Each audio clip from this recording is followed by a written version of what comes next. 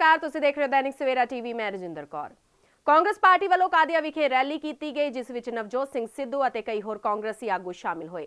इस मौके नवजोत सिंह सिद्धू ने दिल्ली के मुख मंत्री अरविंद केजरीवाल नूं निशाने ते लिया ते तिखे सवाल खड़े कर दिते। सिद्धू ने कहा कि केजरीवाल पंजाब विच आके लोकां नूं झूठे दिलासे दे रहा है, झूठ की बुनियाद ते हवा विच महल बना रहा है, जबकि दिल्ली की हवा खराब जा रही है। केजरीवाल ने दस्सिया कि शीला दीक्षित की सरकार समय दिल्ली विच 6000 CNC बसां चलदियां सन अते हुण सिर्फ 3000 बसां रह गईयां ने। उन्होंने कहा कि केजरीवाल ने दिल्ली विच कोई काम नहीं सवारिया अते पंजाब विच आके डफली वजाउंदा है।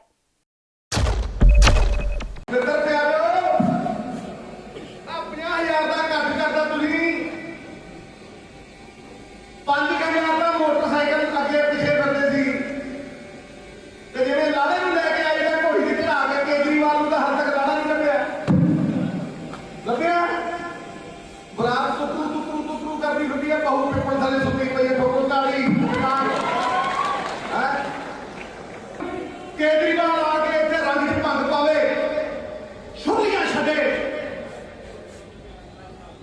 ते झूठ की बुनियाद के उत्ते हवा बनावे ते गलत गल है। वो दिल्ली की हवा तो साफ नहीं कर सकिया।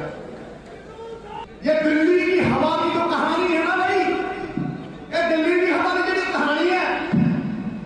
6000 CNG दी बसां चलदियां होंदियां सी शीला दीक्षित वेले, साडी चीफ मिनिस्टर वेले, अज 3000 रह गई। मेट्रो बनी नहीं,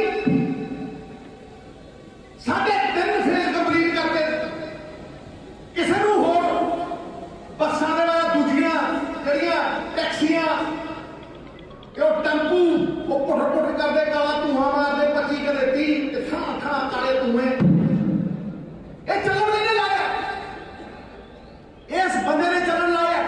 एक कहानी है असली कि 6000 बस तो 3000 रह गई। 45 लाख बसां की सवारी तो 25 लाख रह गई सवारी। मेट्रो 3.5 फेज कंप्लीट किए थे तो 4 कंप्लीट नहीं होए। 2% पेड़ों का शेयर सी जिन्होंने ग्रीन कवर कहने मैडम शीला दीक्षित ने वो 22% किया तो 22 को 23 नहीं होया ते इत्थे आके डफलियां बजाउंदा।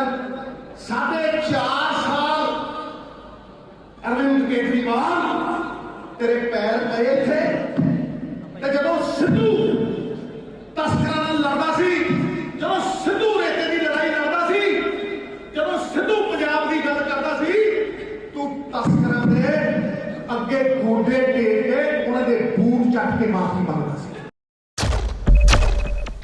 इस तरह सिद्धू ने केजरीवाल नूं पंजाब विच औरतां नूं 1000 रुपए दे चोण वादे ते घेरिया। उन्होंने कहा कि केजरीवाल सरकार दीआं धीआं भैणां नूं भिखारी समझ के 1000 दे वादे कर रहा है। उन्होंने केजरीवाल नूं सवाल किया कि दिल्ली दी कैबिनेट विच किन्नियां औरतां ने अते दिल्ली विच किन्नियां भैणां नूं 1000 रुपया दिता है। उन्होंने यह भी कहा कि केजरीवाल नूं झूठे बोल बोल के लोकां नूं गुमराह कर रहा है।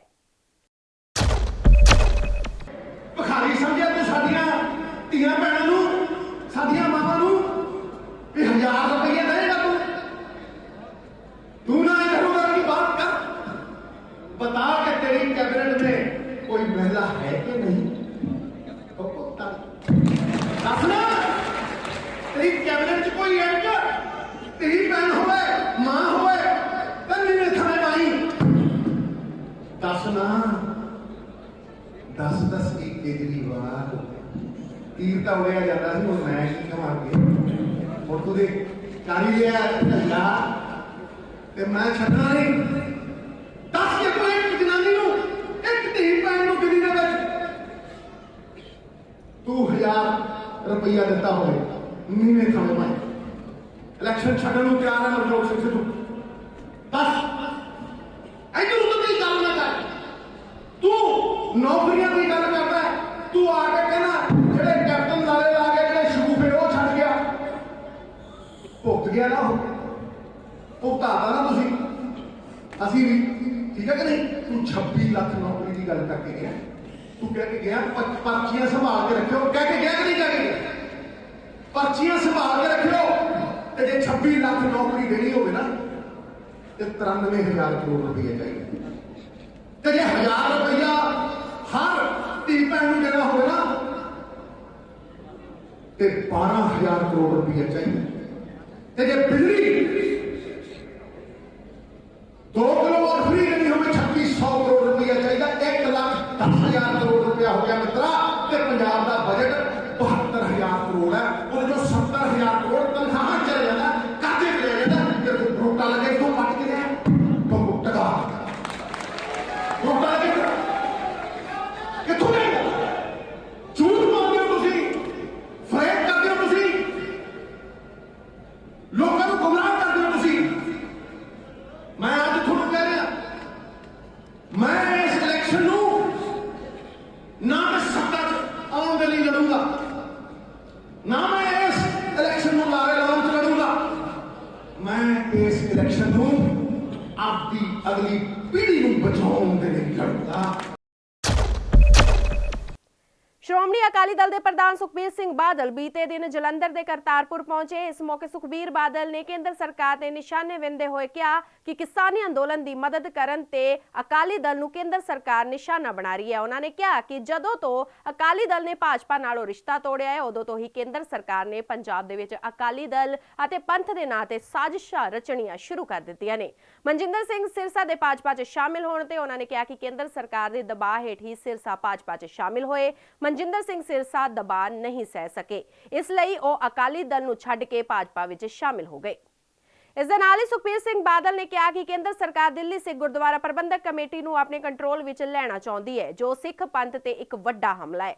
ਉਹਨਾਂ ਨੇ ਇਹ ਵੀ ਕਿਹਾ ਕਿ ਇਸ ਤੋਂ ਪਹਿਲਾਂ ਕੈਪਟਨ ਅਮਰਿੰਦਰ ਸਿੰਘ ਨੇ ਵੀ ਅਕਾਲੀ ਦਲ ਨੂੰ ਤੋੜਨ ਦੀ ਕੋਸ਼ਿਸ਼ ਕੀਤੀ ਸੀ, ਉਹੀ ਕੰਮ ਹੁਣ ਕੇਂਦਰ ਸਰਕਾਰ ਕਰ ਰਹੀ ਹੈ। ਲਾਗੂ ਕੀਤੇ ਦੇਸ਼ ਕਾਲ ਲਾਗੂ ਕੀਤੇ ਤੇ ਪੰਜਾਬ ਦੀ ਕਿਸਾਨੀ ਨੇ, ਪੰਜਾਬ ਦੀ ਜਨਤਾ ਨੇ ਤੇ ਹਰਿਆਣੇ ਜਨਤਾ ਨੇ ਸੰਘਰਸ਼ ਸ਼ੁਰੂ ਕੀਤਾ। ਸ਼੍ਰੋਮਣੀ ਅਕਾਲੀ ਦਲ ਨੇ ਨਾਤਾ ਤੋੜਿਆ। ਉਦੋਂ ਦਾ ਸੈਂਟਰ ਦੀ ਸਰਕਾਰ ਨੇ ਪੰਜਾਬ ਤੇ ਪੰਥ ਦੇ ਖਿਲਾਫ ਸਾਜ਼ਿਸ਼ਾਂ ਸ਼ੁਰੂ ਕਰ ਦਿੱਤੀਆਂ ਤੇ ਹਮਲੇ ਸ਼ੁਰੂ ਕਰ ਦਿੱਤੇ। ਤੁਸੀਂ ਦੇਖੋ, ਦਿੱਲੀ ਗੁਰਦੁਆਰਾ ਪ੍ਰਬੰਧਕ ਕਮੇਟੀ ਦਾ ਇਲੈਕਸ਼ਨ ਹੋਇਆ, ਸ਼੍ਰੋਮਣੀ ਅਕਾਲੀ ਦਲ ਦੇ ਉਮੀਦਵਾਰ ਜਿੱਤੇ, ਕਮੇਟੀ ਬਣੀ। ਸੈਂਟਰ ਸਰਕਾਰ ਨੇ ਆਪਣੇ ਚਹੇਤਿਆਂ ਨੂੰ ਖੜਾ ਕੀਤਾ, ਉਹਨਾਂ ਦੀਆਂ ਉਹ ਬੁਰੀ ਤਰ੍ਹਾਂ ਹਾਰੇ। ਤੁਸੀਂ ਹੈਰਾਨ ਰਹਿ ਜਾਓਗੇ, ਕਮੇਟੀ ਬਣ ਗਈ ਪਰ 3 ਮਹੀਨੇ ਹੋ ਗਏ, ਹਲੇ ਤੱਕ ਉਹਨਾਂ ਨੂੰ ਚਾਰਜ ਨਹੀਂ ਦਿੱਤਾ, ਲੈਣ ਦਿੱਤਾ। ਤੇ 3 ਮਹੀਨੇ ਦੀ ਸੈਂਟਰ ਸਰਕਾਰ ਲੱਗੀ ਹੈ ਸਾਡੇ ਜਿੰਨੇ ਇਲੈਕਟਿਡ ਰਿਪਰੈਜ਼ੈਂਟੇਟਿਵ ਹੈ ਉਹਨਾਂ ਨੂੰ ਤੋੜਨ ਦੀ।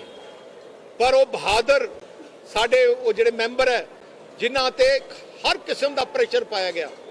ਤੁਸੀਂ ਹੈਰਾਨ ਰਹਿ ਜਾਓਗੇ, 11 ਝੂਠੇ ਪਰਚੇ ਸਾਡੇ 11 ਮੈਂਬਰਾਂ ਤੇ ਕੀਤੇ ਗਏ।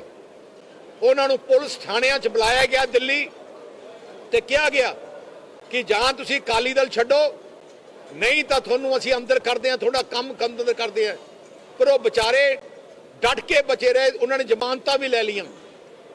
ਉਹਦੇ ਬਾਅਦ ਤੁਸੀਂ ਦੇਖਿਆ ਹੋਣਾ ਕਿ ਆ ਜਿਹੜੇ ਸਾਡੇ ਅਕਾਲੀ ਦਲ ਦੇ ਪ੍ਰਧਾਨ ਮਨਜਿੰਦਰ ਸਰਸੇ ਤੇ ਨਾਲੇ ਹਰਮੀਤ ਕਾਲਕਾ ਤੇ ਵੀ ਪਰਚੇ ਦਿੱਤੇ ਗਏ। 3-4 ਪਰਚੇ ਉਹਨਾਂ ਦੇ ਦਿੱਤੇ ਗਏ, ਉਹਨਾਂ ਤੇ ਪ੍ਰੈਸ਼ਰ ਦਿੱਤਾ ਗਿਆ। ਤੇ ਹੁਣ ਮੈਨੂੰ 2 ਦਿਨ ਪਹਿਲੇ ਸਰਸੇ ਦਾ ਫੋਨ ਆਇਆ, ਕਹਿੰਦਾ ਜੀ ਮੇਰੇ ਤੇ ਉਹਨਾਂ ਨੇ ਪਰਿਵਾਰ ਤੇ ਸਾਰਿਆਂ ਤੇ ਸਕੰਜਾ ਕੱਸਤਾ ਤੇ ਮੈਨੂੰ ਹੁਣ ਅਰੈਸਟ ਕਰਨ ਲੱਗੇ ਆ। ਤੇ ਉਹਦੇ ਤੇ ਉਹਨੇ ਸਾਹਮਣੇ ਉਹਦੇ ਮੋਢੇ ਸਿਰ ਤੇ ਬੰਦੂਕ ਰੱਖੀ, ਜਾਂ ਅਕਾਲੀ ਦਲ ਛੱਡ ਜਾਂ ਆਪਣੇ ਜੇਲ੍ਹ ਜਾ। ਮੈਨੂੰ ਲਾਸਟ ਉਹਦਾ ਟਵੀਟ ਆਇਆ ਜਿੱਥੇ ਉਹਨੇ ਮੈਨੂੰ ਜਿਹੜਾ ਪਰਚਾ ਦਿੱਤਾ ਗਿਆ ਉਹਦੀ ਦਿੱਤੀ ਤੇ ਥੱਲੇ ਲਿਖਿਆ they want to arrest me. WhatsApp ਮੈਨੂੰ ਮੇਰੇ ਆਇਆ ਕਿ they want to arrest me. Punjab ਸਰਕਾਰ ਵੱਲੋਂ ਦੁਬਈ ਦੇ ਕਾਰੋਬਾਰੀ ਅਤੇ ਸਰਬੱਤ ਦਾ ਭਲਾ ਚੈਰੀਟੇਬਲ ਟਰਸਟ ਦੇ ਚੇਅਰਮੈਨ ਡਾਕਟਰ SPS ਓਬਰਾਏ ਨੂੰ ਸਲਾਹਕਾਰ ਨਿਯੁਕਤ ਕੀਤਾ ਗਿਆ ਹੈ। ਜਾਣਕਾਰੀ ਦੇ ਅਨੁਸਾਰ ਚੰਨੀ ਸਰਕਾਰ ਨੇ ਡਾਕਟਰ ਓਬਰਾਏ ਨੂੰ ਸਿਹਤ ਅਤੇ ਹੁਨਰ ਵਿਕਾਸ ਦੇ ਸੰਬੰਧ ਦੇ ਵਿੱਚ ਪੰਜਾਬ ਸਰਕਾਰ ਦਾ ਸਲਾਹਕਾਰ ਨਿਯੁਕਤ ਕਰ ਦਿੱਤਾ ਹੈ। ਦੱਸ ਦਈਏ ਕਿ ਡਾਕਟਰ ਓਬਰਾਏ ਸਰਬੱਤ ਦਾ ਭਲਾ ਚੈਰੀਟੇਬਲ ਟਰਸਟ ਦੇ ਚੇਅਰਮੈਨ ਨੇ ਅਤੇ ਇਹ ਸੰਸਥਾ ਵੱਡੇ ਪੱਧਰ ਤੇ ਸਮਾਜ ਸੇਵਾ ਦੇ ਕੰਮ ਕਰਦੀ ਨੇ। ਕੋਰੋਨਾ ਕਾਲ ਦੌਰਾਨ ਇਸ ਸੰਸਥਾ ਨੇ ਅੱਗੇ ਹੋ ਕੇ ਲੋੜਵੰਦ ਲੋਕਾਂ ਦੀ ਸੇਵਾ ਕੀਤੀ। ਪੰਜਾਬ ਦੀ ਸਾਬਕਾ ਮੁੱਖ ਮੰਤਰੀ ਰਾਜਿੰਦਰ ਕੌਰ ਪੱਠਲ ਕਾਂਗਰਸ ਪ੍ਰਧਾਨ ਸੋਨੀਆ ਗਾਂਧੀ ਨੂੰ ਮਿਲਣ ਲਈ ਦਿੱਲੀ ਵਿਖੇ ਉਹਨਾਂ ਦੀ ਰਿਹਾਇਸ਼ ਤੇ ਪਹੁੰਚੀ। ਉਹਨਾਂ ਦੱਸਿਆ ਕਿ ਇਹ ਉਹਨਾਂ ਦੀ ਰਸਮੀ ਮੁਲਾਕਾਤ ਸੀ। ਪੰਜਾਬ ਕਾਂਗਰਸ ਵਿੱਚ ਚੱਲ ਰਹੀ ਖਿੱਚੋਤਾਣ ਤੇ ਉਹਨਾਂ ਨੇ ਕਿਹਾ ਕਿ ਅਜਿਹੀ ਕੋਈ ਵੀ ਗੱਲ ਨਹੀਂ ਹੈ, ਕਦੇ-ਕਦੇ ਰਾਏ ਵੱਖ ਹੋ ਜਾਂਦੀ ਹੈ, ਪਰ ਸਾਰੇ ਮਿਲ ਕੇ ਕੰਮ ਕਰ ਰਹੇ ਨੇ। ਖੇਤੀ ਕਾਨੂੰਨ ਵਾਪਸ ਲੈਣ ਤੇ ਉਹਨਾਂ ਨੇ ਕਿਹਾ ਕਿ ਮੋਦੀ ਸਰਕਾਰ ਇਹ ਕਾਨੂੰਨ 1 ਸਾਲ ਪਹਿਲਾਂ ਹੀ ਵਾਪਸ ਲੈ ਸਕਦੀ ਸੀ, ਪਰ 700 ਤੋਂ ਜ਼ਿਆਦਾ ਕਿਸਾਨਾਂ ਦੀ ਜਾਨ ਚਲੀ ਗਈ। ਕਿਸਾਨਾਂ ਦਾ ਇਹਨਾਂ ਵਿੱਚ ਕਿੰਨਾ ਨੁਕਸਾਨ ਹੋਇਆ ਹੈ, ਪ੍ਰਧਾਨ ਮੰਤਰੀ ਨੂੰ ਇਸ ਦਾ अंदाजा भी नहीं है। सोनिया गांधी से मुलाकात हुई है, क्या कुछ कहना चाहेंगी? देखिए हमारी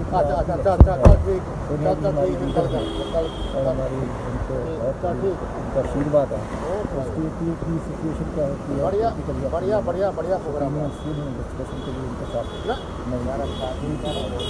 मैम, लगातार कांग्रेस की जो है तकरार चल रही है, चाहे नवजोत सिंह सिद्धू की बात करें या सीएम चन्नी की बात करें, तो क्या कुछ कहना चाहेंगी इसको लेकर?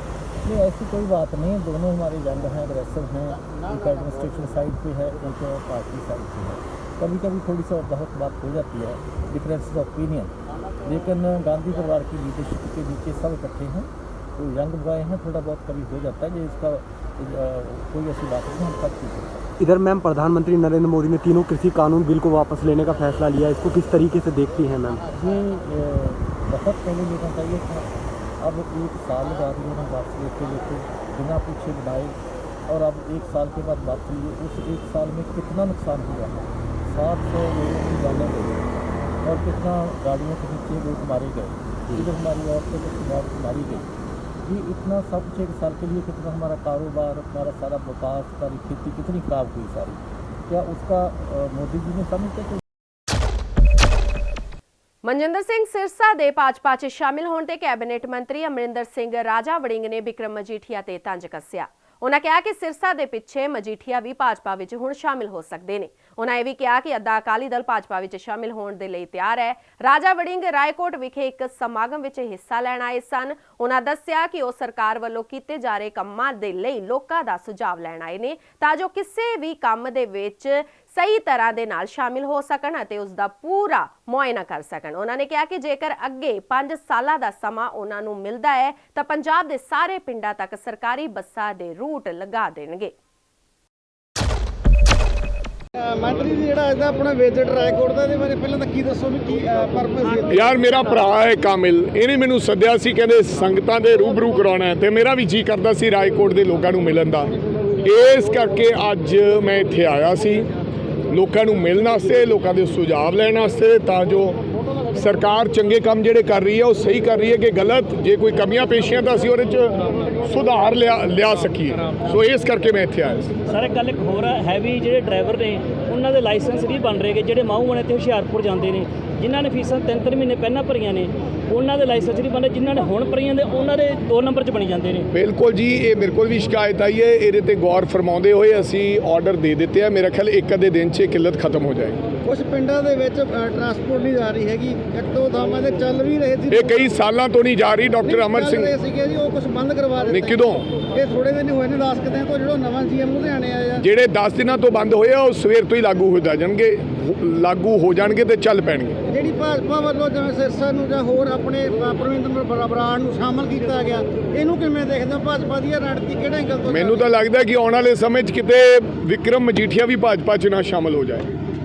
ਵੱਡੇ ਪੱਧਰ ਤੇ ਗੱਲਾਂ ਚੱਲ ਰਹੀਆਂ ਨੇ, ਕਈ ਲੀਡਰਾਂ ਦੇ ਹੋਰ ਵੀ ਨਾਮ ਆ ਰਹੇ ਨੇ। ਬਿਲਕੁਲ ਅਕਾਲੀ ਦਲ ਅੱਧੇ ਤੋਂ ਜ਼ਿਆਦਾ ਭਾਜਪਾ 'ਚ ਜਾਣ ਲਈ ਤਿਆਰ ਹੈ। ਕੀ ਇਹਦੇ ਨਾਲ ਭਾਜਪਾ ਨੂੰ ਕੋਈ ਬੈਨੀਫਿਟ ਦਿੰਦਾ ਨਜ਼ਰ? ਮੈਨੂੰ ਨਹੀਂ ਲੱਗਦਾ ਕਿਸੇ ਪ੍ਰਕਾਰ ਦਾ ਕੋਈ ਫਾਇਦਾ ਹੋਏਗਾ।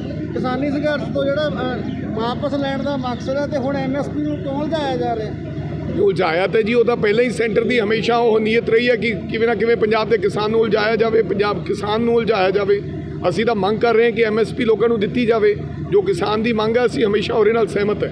ਇਲੈਕਸ਼ਨ ਦਾ ਈਅਰ ਚੱਲ ਰਿਹਾ, ਔਰ ਨੌਜਵਾਨਾਂ ਨੂੰ ਕੀ ਮੈਸੇਜ ਦੇਣਾ ਚਾਹੋਗੇ? ਇੱਕ ਲਾਸਟ ਸਵਾਲ ਹੈ। ਨੌਜਵਾਨਾਂ ਨੂੰ ਮੈਂ ਮੈਸੇਜ ਦੇਣਾ ਚਾਹੂੰਗਾ ਕਿ ਇਹੋ ਜਿਹੇ ਨੌਜਵਾਨਾਂ ਨੂੰ ਅੱਗੇ ਹੋ ਕੇ ਇਲੈਕਸ਼ਨ ਲੜਾਉਣੇ ਚਾਹੀਦੇ ਹੈ, ਤਾਂ ਜੋ ਇਹ ਆਮ ਲੋਕਾਂ ਦੀ ਅਗਵਾਈ ਕਰਨ ਤੇ ਪੰਜਾਬ ਦੇ ਸੁਧਾਰ ਦੇ ਲਈ ਹਮੇਸ਼ਾ ਤਤਪਰ ਰਹਿਣ। ਇਹ ਸਨ ਹੁਣ ਤੱਕ ਦੀ ਕੁਝ ਖਾਸ ਖਬਰਾਂ। ਵਧੇਰੇ ਜਾਣਕਾਰੀ ਲਈ ਜੁੜੇ ਰਹੋ ਦੈਨਿਕ ਸਵੇਰਾ ਟੀਵੀ ਦੇ ਨਾਲ ਤੇ ਜਾਂਦੇ ਇੱਕ ਨਜ਼ਰ ਪਾ ਲੈਣੇ ਅੱਜ ਦੀਆਂ ਕੁਝ ਖਾਸ ਖਬਰਾਂ ਤੇ।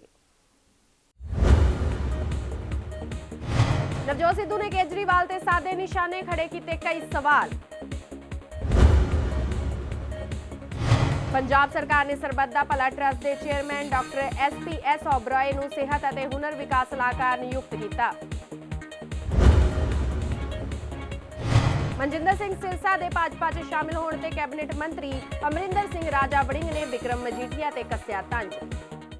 ਅਲੀਸ਼ਾ ਬੇਗਮ, ਇੱਕ ਔਰਤ ਦਾ ਦੁੱਖ ਇੱਕ ਔਰਤ ਹੀ ਸਮਝ ਸਕਦੀ ਹੈ। ਰੂਹਾਨੀ ਅਤੇ ਕਾਲੀ ਸ਼ਕਤੀਆਂ ਦੀ ਮਾਲਕਨ, ਦੁਨੀਆ ਦਾ ਸਭ ਤੋਂ ਚਮਤਕਾਰੀ ਇਲਮ ਮੇਰੇ ਕੋਲ ਹੈ। ਮੇਰੇ ਕੀਤੇ ਨੂੰ ਕੋਈ ਕੱਟ ਨਹੀਂ ਸਕਦਾ। ਕਾਲਾ ਇਲਮ ਕਰਨਾ ਅਤੇ ਤੋੜਨਾ ਹਰ ਇੱਕ ਦੇ ਵੱਸ ਦੀ ਗੱਲ ਨਹੀਂ। ਪਰੇਸ਼ਾਨੀ ਜਿਵੇਂ ਲਵ ਮੈਰਿਜ, ਪਤੀ ਪਤਨੀ 'ਚ ਝਗੜਾ, ਸੌਤਨ ਦੁਸ਼ਮਣ ਤੋਂ ਛੁਟਕਾਰਾ, ਤਲਾਕ ਕੇਸ, ਬੁਰੇ ਸੁਪਨੇ, ਵਿਦੇਸ਼ ਯਾਤਰਾ, ਬੁਰੀ ਸੰਗਤ ਜਾਂ ਨਸ਼ਾ ਛੁਡਾਉਣਾ, ਬਿਮਾਰੀ 'ਚ ਦਵਾ ਨਾ ਲੱਗਣਾ। ਵਸ਼ੀਕਰਨ ਇੱਕ ਸੱਚਾਈ ਹੈ। ਵਸ਼ੀਕਰਨ ਕਰਵਾਓ, ਮਨ ਚਾਹਾ ਪਿਆਰ ਪਾਓ। ਕੀ ਤੁਹਾਡੀ ਕਿਸਮਤ 'ਚ ਲੋਟਰੀ ਦਾ ਯੋਗ ਹੈ ਜਾਂ ਨਹੀਂ? ਸੱਚਾਈ ਜਾਣੋ। ਲੋਟਰੀ ਨੰਬਰ ਪਾਓ, ਭਾਵੇਂ 649 ਹੋਵੇ ਜਾਂ ਲੋਟੋ ਮੈਕਸ। 11 ਘੰਟੇ 'ਚ ਕਰਵਾਓ ਹਰ ਪਰੇਸ਼ਾਨੀ ਦਾ ਹੱਲ ਘਰ ਬੈਠੇ। ਅਸ਼ਟਾਮ ਪੇਪਰ ਤੇ ਲਿਖ ਕੇ ਲਵੋ ਕੰਮ ਦੀ ਗਾਰੰਟੀ। ਜਾਂ ਕਹਿਣੇ ਤੋਂ ਬਾਹਰ तुरंत संपर्क करो। ਤੁਹਾਡੀ ਹਰ ਗੱਲ ਗੁਪਤ ਰੱਖੀ ਜਾਵੇਗੀ। ਅਲੀਸ਼ਾ ਬੇਗਮ। वर्ल्ड फेमस बाबा सलीम खान 21 बार गोल्ड मेडलिस्ट। सारियां थावां तो निराश अते मायूस होने वाले एक बार फोन जरूर करो, जिवें चाहोगे उवें होएगा। It's my promise, immediately result, open challenge. इल्मां दे माहिर A to Z समस्यावां दा फोन ते घर बैठे करवाओ हल। वशीकरण अते मुठ करनी, लव मैरिज, सौतन अते दुश्मन तो छुटकारा, पक्का काम पक्का हल, 101% दी गारंटी, अष्टाम पेपर समेत। सब तो पहला काम करन दा वादा, नौकरी, प्रमोशन, कारोबार च परेशानी, घर च झगड़ा, कोर्ट केस, तलाक, प्रॉपर्टी झगड़ा, पति पत्नी च अनबन, जादू टोना, मनमोहनी वशीकरण करवाओ जां तुड़वाओ, रुस्से नूं मनाउणा। ਹੁਣੇ ਕਾਲ ਕਰੋ ਬਾਬਾ ਸਲੀਮ ਖਾਨ 98 199 37467। ਮੇਰੇ ਬਾਪੂ ਤੇ ਮੇਰੀ ਮਾਂ ਨੇ ਸਾਰੀ ਉਮਰ ਆਪਣੇ ਆਪ ਨੂੰ ਭੁੱਲ ਕੇ ਮੈਨੂੰ ਮੇਰੀ ਜ਼ਿੰਦਗੀ ਵਿੱਚ ਪੌੜੀ ਚੜ੍ਹਨਾ ਸਿਖਾਇਆ। ਮੇਰੀ ਹਰ ਮੁਸ਼ਕਲ ਨੂੰ ਹਰ ਕੀਮਤ ਤੇ ਹੱਲ ਕੀਤਾ ਉਹਨਾਂ ਨੇ। ਮੈਂ ਉਹਨਾਂ ਦਾ ਦੇਣਾ ਸਾਰੀ ਜ਼ਿੰਦਗੀ ਨਹੀਂ ਭੁੱਲ ਸਕਦਾ, ਜਿਵੇਂ ਉਹ ਸ਼੍ਰੋਮਣੀ ਅਕਾਲੀ ਦਲ ਨੂੰ ਨਹੀਂ ਭੁੱਲ ਸਕਦਾ। ਸ਼੍ਰੋਮਣੀ ਅਕਾਲੀ ਦਲ ਸ਼ੁਰੂ ਤੋਂ ਹੀ ਉਹਨਾਂ ਦੀ ਤੇ ਸਾਰੇ ਪੰਜਾਬੀਆਂ ਦੀ ਮਾਂ ਪਾਰਟੀ ਰਹੀ ਹੈ। ਕਦੇ ਉਹ ਬੁਰੇ ਲੱਗਦੇ ਨੇ ਤੇ ਕਦੇ ਚੰਗੇ, ਪਰ ਮਾਂ-ਬਾਪ ਕਦੀ ਬਦਲੇ ਨਹੀਂ ਜਾਂਦੇ।